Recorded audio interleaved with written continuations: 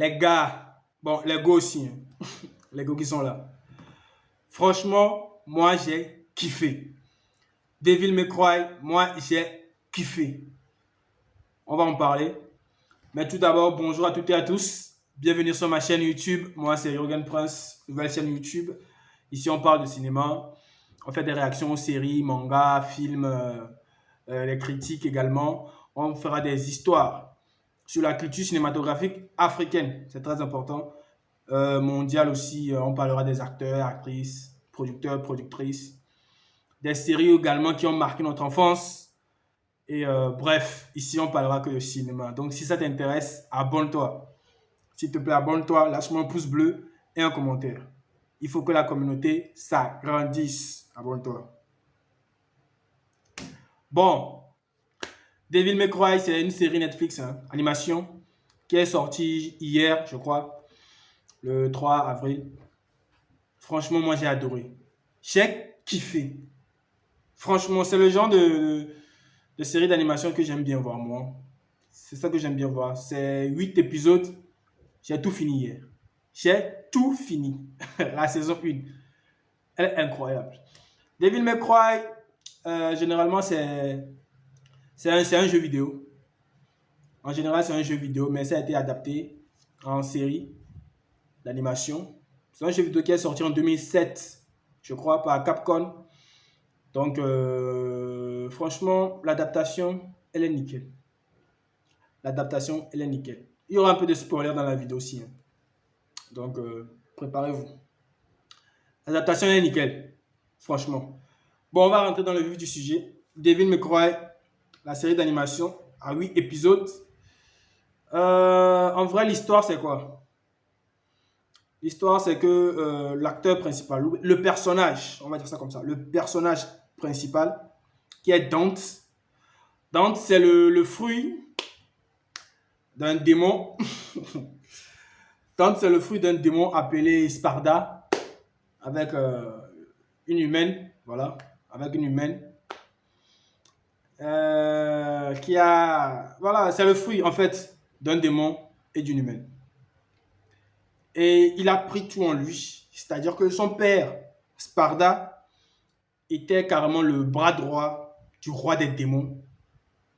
Le bras droit du roi des démons qui s'appelait, je crois, Moudous. Qui s'appelait Moudous.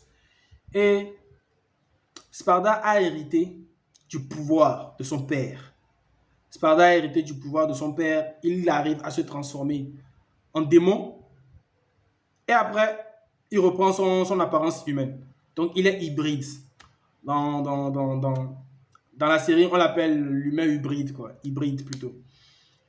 Donc, franchement, Dante, il est charismatique. C'est ce que moi, j'aime chez les personnages principaux.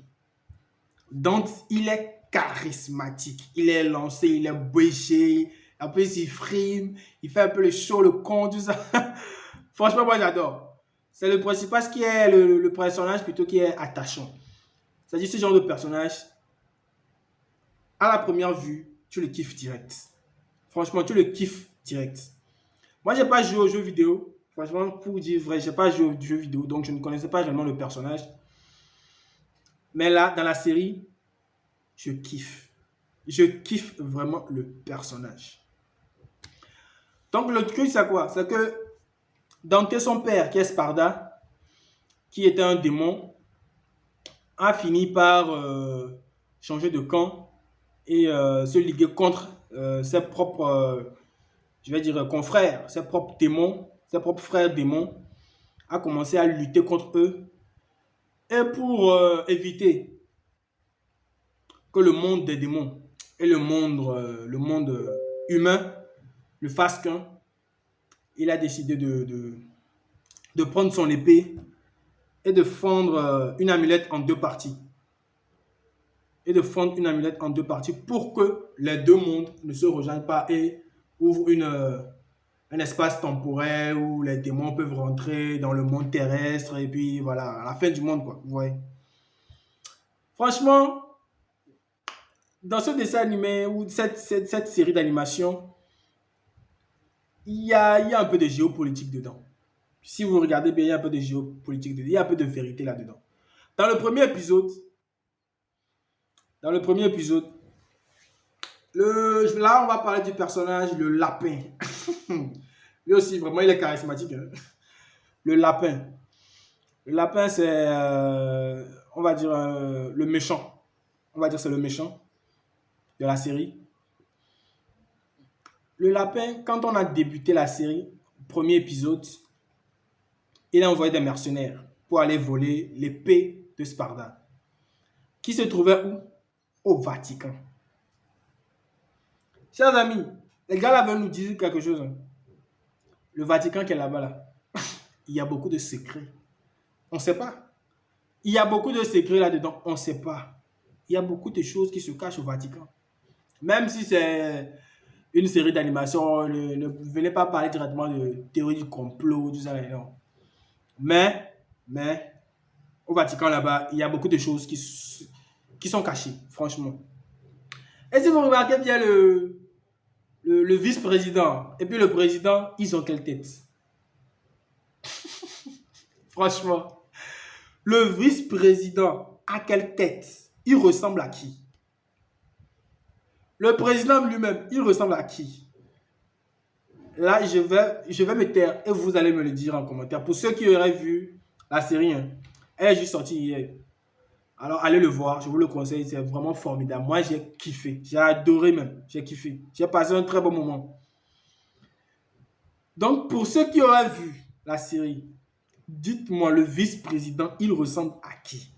Le président lui-même, il ressemble à qui? Franchement, ceux-là, ils font un truc. Et ensuite, le lapin, il a tout fait pour récupérer l'épée de Sparda. C'est lui qui veut faire réouvrir le monde dans l'espace temporel pour faire revenir les démons dans notre monde terrestre pour tuer voilà, les humains, quoi. Comme ça sera la fin du monde, l'apocalypse, voilà. Un peu c'est ça le truc.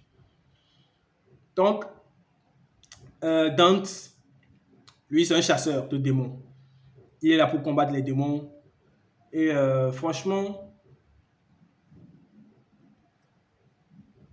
il y a un truc aussi qu'on doit dire, c'est que Dante a un frère. J'oublie un peu son nom. C'est Virgile. Dante a un frère qui s'appelle Virgile. Mais à la fin de la saison 1, là, je ne vais pas le dire, je ne vais pas tout spoiler quand même. Il faut aller regarder la série. Je ne vais pas tout spoiler. Il faut aller regarder la série. C'est très important. Je ne vais pas dire ça, mais à la fin, Virgile est réapparu. Et j'ai ma petite idée là-dessus. Là, je ne vais pas tout dire quand même. Je ne vais pas tout dire. J'ai ma petite idée là-dessus. Franchement, moi, c'est une très belle animation. Moi, j'aime bien ce type d'animation graphique. C'est un peu à la Witcher. Parce qu'on avait vu le film d'animation Witcher. Sur Netflix également. Hein. C'est à peu près le même format de dessin.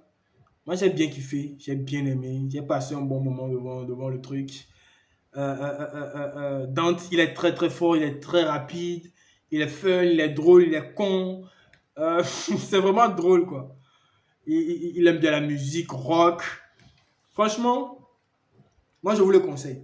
Vous allez passer un très bon moment devant Devil May Cry. Franchement.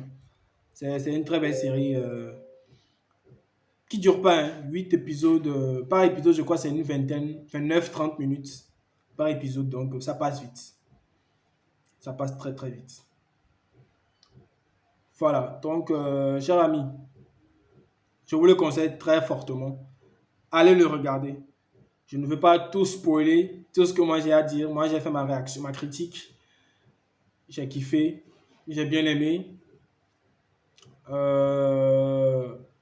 Le personnage principal, il m'a marqué. La fille aussi, la chasseuse, l'autre chasseuse, qui fait partie du groupe d'élite du vice-président. Donc, je vous le redis, pour ceux qui auraient déjà vu, le vice-président ressemble à qui? Le président lui-même ressemble à qui? Franchement, c'est formidable. C'est formidable. Donc voilà, chers amis, allez regarder Devil May Cry sur Netflix. C'est très intéressant. C'est vraiment, vraiment, vraiment intéressant. Le personnage est captivant. Comme je l'ai dit, Dante, c'est un chasseur de démons. Il est le fruit d'un démon et d'une personne humaine. Lui et son frère. Donc, il a hérité du pouvoir de démon de son père. Mais il est hybride. Il est hybride, c'est-à-dire il a l'apparence humaine, mais il peut arriver aussi à se transformer en démon. Il peut arriver aussi à se transformer en démon. Donc, franchement, l'animation, elle est parfaite. Elle est cool. Moi, j'aime bien. Elle n'est pas... tu t'y plonges directement. Quand tu commences à regarder, tu ne vas plus vouloir t'arrêter. C'est vraiment très intéressant. Donc, chers amis, allez le regarder. Allez le regarder. Passez un bon moment. Nous allons rentrer dans le week-end. Aujourd'hui, vendredi. Si vous n'avez rien à faire, regardez ça. Si vous n'avez rien à faire, regardez ça. Vous allez passer un bon moment. Mais je le redis, pour ceux qui ont vu, dites-moi en commentaire, le vice-président plus le président, il ressemble à qui? Dans la vraie vie, dans notre vraie vie, il ressemble à qui? Je veux vous lire dans les commentaires. Voilà, chers amis, abonnez-vous, s'il vous plaît. Abonnez-vous à la chaîne. Renforcez la communauté. Poussez la communauté. On va aller encore plus loin. Il y aura de nouvelles choses sur la chaîne. Lâchez-moi un pouce bleu, un commentaire et puis on se dit à toutes.